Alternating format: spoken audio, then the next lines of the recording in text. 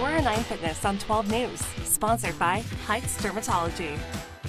Well, hey guys, welcome back to 409 Fitness. I'm at World Gym again with Derek Moore, and today we're actually going to do something that I think is a lot of fun because I love lower body days. We're going to build a booty and some tone legs, and so I'm going to show him some of my favorite leg movements actually, and he's going to explain the mechanics behind it and ways we can improve our form to hit those muscles exactly. So Derek, I know we're starting with this glute extension machine.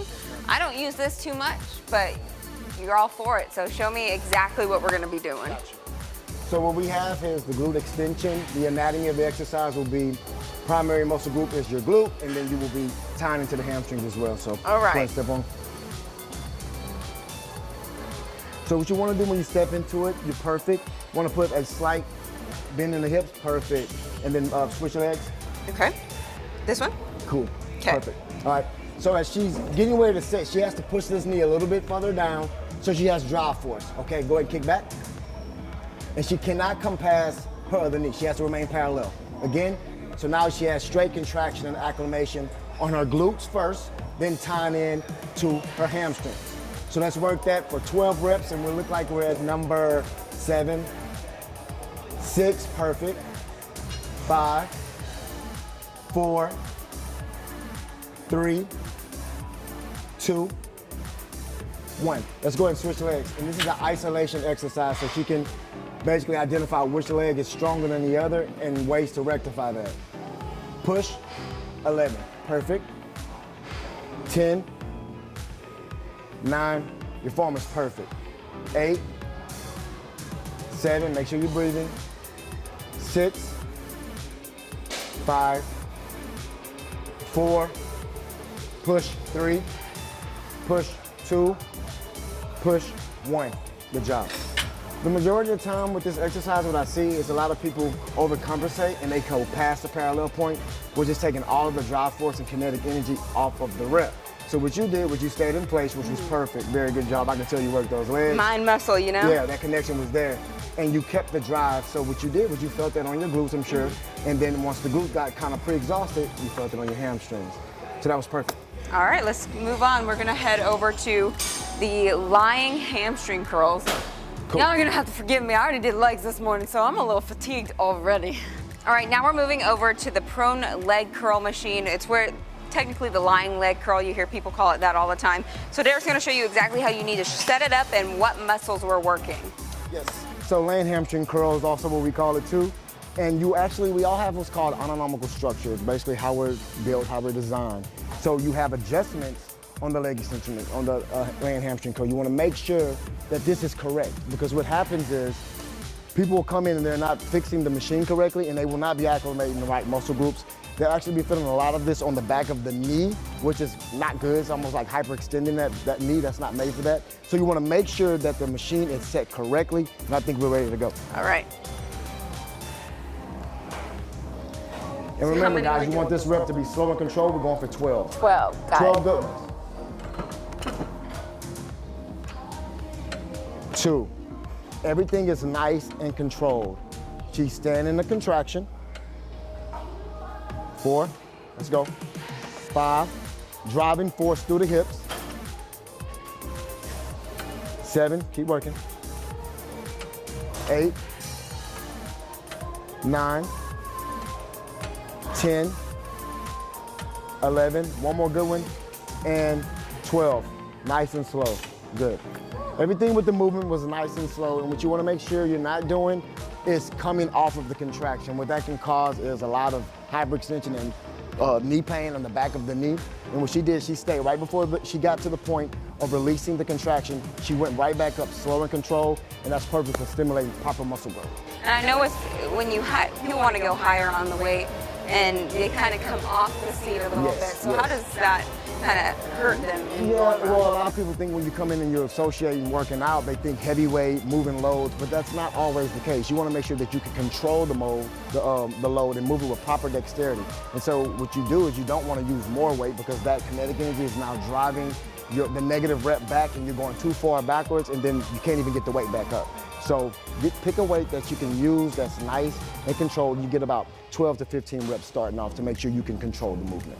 All right, now we're gonna work some back extensions. So let's go head over there to, I don't know, it's like a triangle looking thing. All right, now we're working actually 2 exercises that you can do with this little triangle type thing. I don't really know what to call it. I just know I use it when I do back extensions. I don't know the proper terminology for it, but I know it has the pads at your hips, and so I call it the little triangle with pads. So you go ahead, Derek. I grabbed a weight that I know I can do right now, and he's gonna explain to you exactly what we're doing and how to set this machine up. This machine can be used in, several different ways. What we're gonna do first is the back extensions. Now, depending on your skill set, this is also a core acclimation exercise. So if your lower back is feeling kind of weak, you may not be able to contract and tie into this exercise as much as you would like. So what you'll do is first, when she bends over, go ahead. She's initially targeting the lower back here, but if this is weak, she can't get this all the way up, she'll start to feel this drift into the glutes, into the hamstrings. Okay, let's get 12 regular ones. Good job, nice, slow and control for her contraction right here in the lower back. 4, 5, good job. 6, perfect. 7, she's slow and controlled, she's doing everything correct. 8, make sure you're breathing. 9, 10, 2 more. 11, perfect, 1 more. With a nice squeeze, and that makes 12, good job. Basically, with this exercise being kind of tricky is if you haven't been doing too much of anything, your pelvic area, mentioning mobility, is very important. So you haven't been doing this, your lower back is gonna feel extremely weak, and some people can't even get 10 good quality reps. So since that was pretty good, she did 12 quality reps for us, and that was the correct way to do it. But you wanna make sure you're focusing on the lower back. Now what we're gonna do is the same exercise, at least it's gonna look the same, and we're gonna be focusing on the glutes. Nice little hunch in the back now, and it's all glute acclimation. She's removed the lower back from out of it, and you can tell that she's contracting her glutes. And it's gonna depend on your skill set and how often you're in the gym that you can make this mind-muscle connection. Good job. 6 with a good squeeze. 7.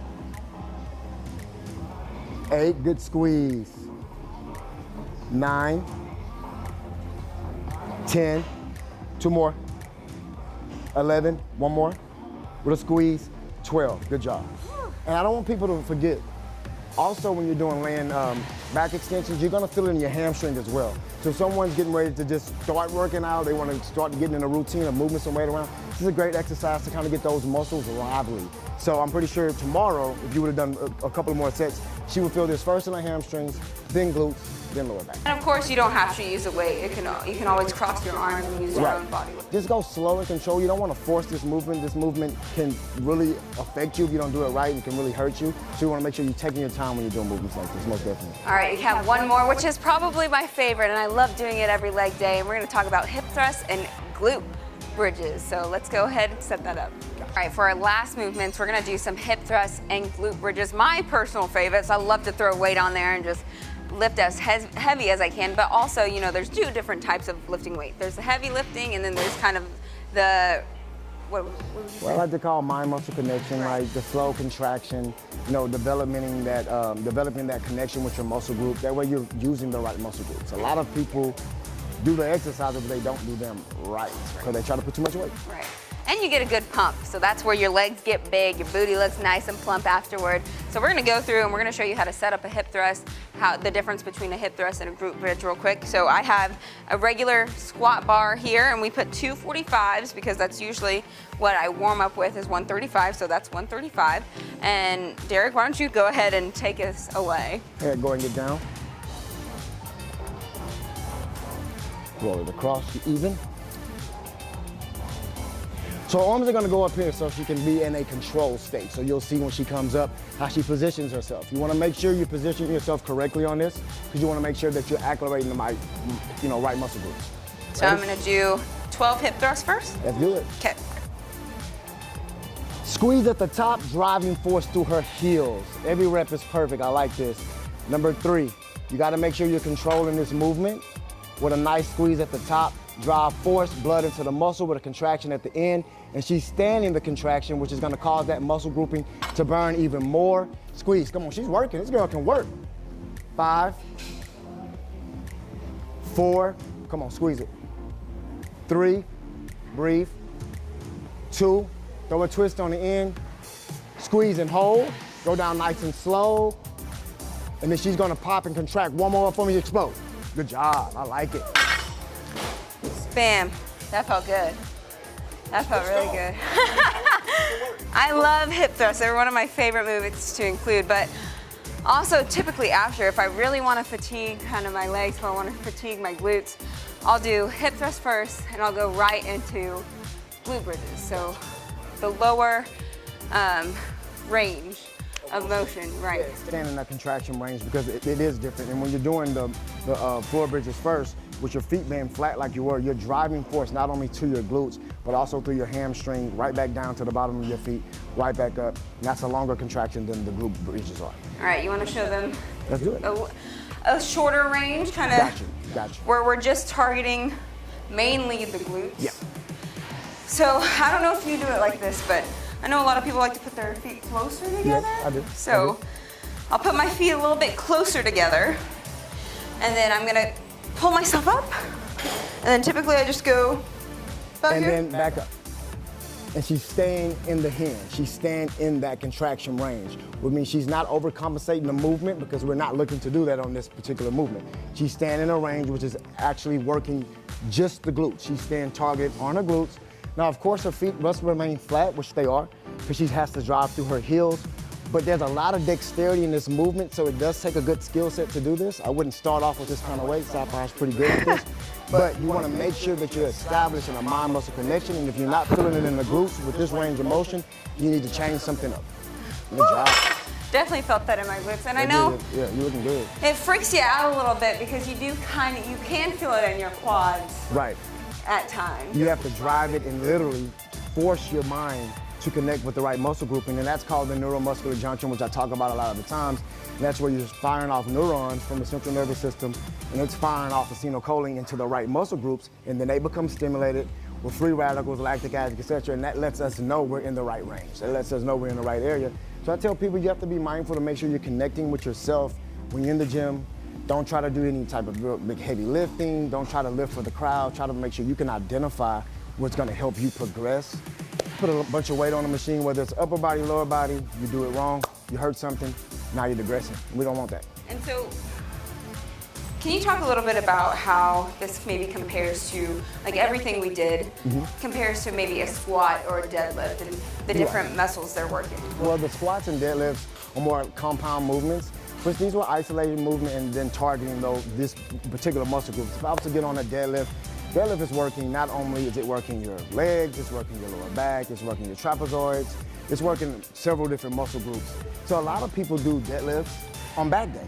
People will assume that deadlift is just a leg exercise, but it's not actually considered just directly focusing on the legs.